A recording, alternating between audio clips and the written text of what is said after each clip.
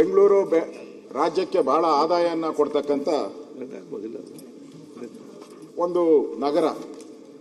ಸುಮಾರು 60ರಿಂದ 65% ಆದಾಯವನ್ನು ಕೊಡ್ತಾ ಇದ್ದಾರೆ.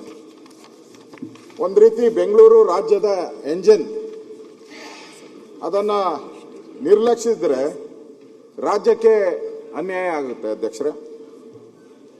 ಆದ್ರಿಂದ ನಾನು ಇಂಪಾರ್ಟೆಂಟ್ ಇವತ್ತು ಹೇಳುವಂತ ವಿಚಾರ, ಇವತ್ತು ಬಹಳಷ್ಟು ಕಂಪನಿಗಳು ಬೆಂಗಳೂರನ್ನ ಬಿಟ್ಟು ಹೋಗ್ಬೇಕು ಅನ್ನೋ ಒಂದು ಆತಂಕದಲ್ಲೂ ಇದ್ದಾರೆ. ಈಗಾಗಲೇ ಅದರ ಬಗ್ಗೆ ಬಹಳಷ್ಟು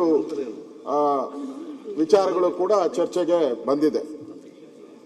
ಬಹಳಷ್ಟು ಕಂಪನಿಗಳು ಕೂಡ ನಾವು ಬಿಟ್ಟು ಹೋಗ್ತೀರಿ ಅಂತ ಹೇಳಿದ್ದಾರೆ. ಅದು ಬಯೋಕಾನ್ ಇರ್ಬೋದು, ಇವರೆಲ್ಲರೂ ಕೂಡ ಕಾಮೆಂಟ್ ಮಾಡಿದ್ದಾರೆ. ಸೊ ನಾವು ಹೇಳೋದು ಅಂತದ್ದು ಮೂಲ ಸೌಕರ್ಯ ಇಲ್ಲದೆ ಹೋಗ್ತಾ ಇರೋವಂಥದ್ದು ಇವರೆಲ್ಲ. ಆ ಮೂಲ ಸೌಕರ್ಯ ಸರಿಯಾಗಿ ಸಿಗ್ತಾ ಇಲ್ಲ, ರಸ್ತೆ ಗುಂಡಿಗಳು ಬಿದ್ದಿದೆ ಅಂತ ಹೋಗ್ತಾ ಇದ್ದಾರೆ. ಅದಕ್ಕೆ ನಾನು ಕೇಳೋವಂಥದ್ದು, ಬೆಂಗಳೂರು ಏನು ಭಿಕ್ಷೆ ಏನು ಕೇಳ್ತಾ ಇಲ್ಲ, ಬೆಂಗಳೂರು ಭಿಕ್ಷೆ ಏನು ಕೇಳ್ತಾ ಇಲ್ಲ, ನ್ಯಾಯ ಕೇಳ್ತಾ ಇದೆ.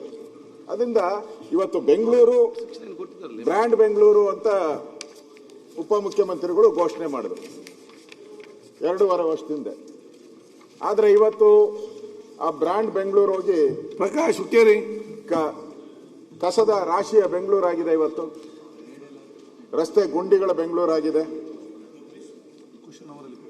ಟ್ರಾಫಿಕ್ ಜಾಮ್ ಬೆಂಗಳೂರಾಗಿದೆ, ಈ ಖಾತೆಗಾಗಿ ಅಲೆದಾಟುವ ಬೆಂಗಳೂರಾಗಿದೆ, ಗುತ್ತಿಗೆದಾರರಿಗೆ ಬಾಕಿ ಕೇಳುವಂತ ಬೆಂಗಳೂರು, 5 ನಗರ ಪಾಲಿಕೆಗಳಿಗೆ ಅನುದಾನದ ಕೊರತೆಯಿಂದ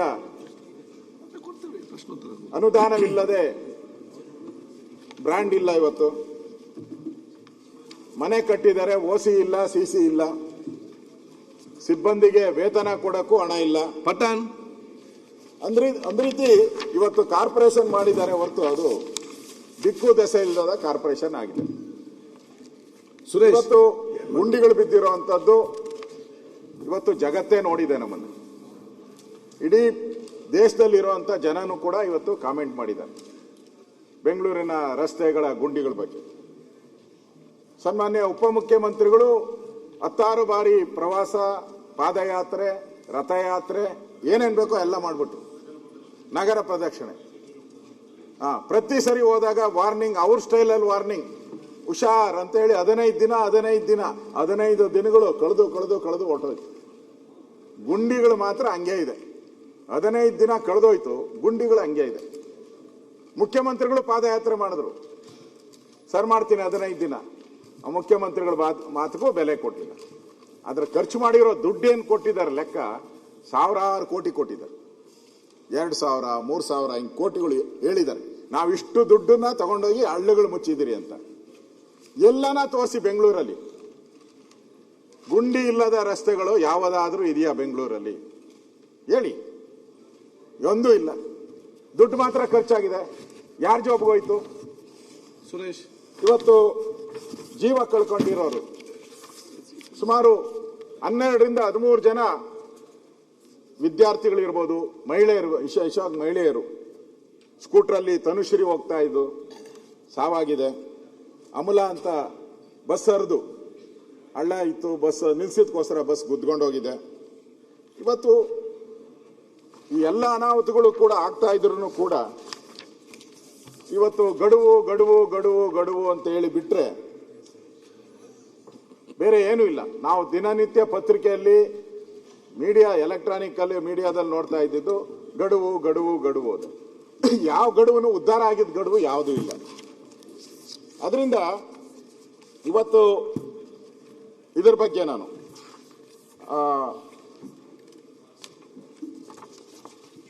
ಬೆಂಗಳೂರಿನ ಟ್ರಾಫಿಕ್ ಜಾಮ್ ಬಗ್ಗೆ, ಈ ರಸ್ತೆ ಗುಂಡಿ ಬಿದ್ದಿರೋದ್ರ ಬಗ್ಗೆ ನಾವು ಹೇಳಿದ್ರೆ ಅದು ಸರ್ಕಾರಕ್ಕೆ ಏನಪ್ಪ ನೀವಿದ್ದಾಗ ಏನ್ ಮಾಡ್ತೀರಾ ನೀವು, ಇದೆಲ್ಲ ಪ್ರಶ್ನೆಗಳು ಹೇಳ್ತಾರೆ. ನಮ್ಮ ಪಕ್ಕದ ರಾಜ್ಯ ತೆಲಂಗಾಣ, ರೇವಂತ್ ರೆಡ್ಡಿ ಮುಖ್ಯಮಂತ್ರಿಗಳು,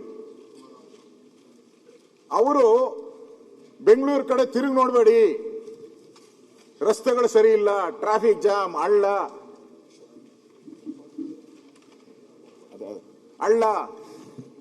ಆ ಕಡೆ ತಿರುಗಿ ನೋಡಿಬೇಡಿ ಅಂತಾರೆ. ಇಲ್ಲಿ ನಾನು ಫೋಟೋ ನೋಡಿದೆ, ಡಿ ಕೆ ಶಿವಕುಮಾರ್ ಹೋಗಿ ಕೈ ಹಿಡ್ಕೊಂಡು ನನ್ನ ಬ್ರದರ್ ಈಸ್ ಮೈ ಬ್ರದರ್ ಅಂದ್ರು. ನಾನೇ ಅವ್ರನ್ನೆಲ್ಲ ಗೆಲ್ಸಿದ್ದು, ನಾನೇ ಅವ್ರಿಗೆ ಎಲ್ಲ ರೀತಿ ಸಹಾಯ ಮಾಡಿ ಅವರನ್ನ ಮುಖ್ಯಮಂತ್ರಿ ಮಾಡಿದ್ದು. ಆ ಬ್ರದರ್ ಕೈಲೇ ಇವತ್ತು ಬರ್ತಾ ಇರೋದು ಬೆಂಗಳೂರು ಸರಿ ಇಲ್ಲ ಅಂತಾರೆ. ಇಲ್ಲಿ ಯಾರು ಬೆಂಗಳೂರು ಇನ್ಚಾರ್ಜ್? ಯಾರು? D K Shivakumar.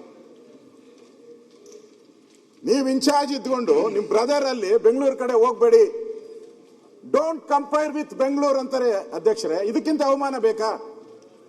ಹೈದರಾಬಾದ್ ಅನ್ನ ನೀವು ಯಾರು ಕಂಪೇರ್ ಮಾಡಬೇಕು ಅಂತ ಹೇಳಿದ್ದಾರೆ ಅವರು? ಸಿಂಗಾಪುರ್ ಕಂಪೇರ್ ಮಾಡ್ಬೇಕಂತೆ ಹೈದರಾಬಾದ್ ಅನ್ನ. ಬೆಂಗಳೂರು ಬಗ್ಗೆ ನಮ್ಮನ್ನ ಕಂಪೇರ್ ಮಾಡಬೇಡಿ, ಇದು ಹೋಪ್ಲೆಸ್, ಕೆಲ್ಸಕ್ಕೆ ಬಾರದ ನಗರ ಇದು.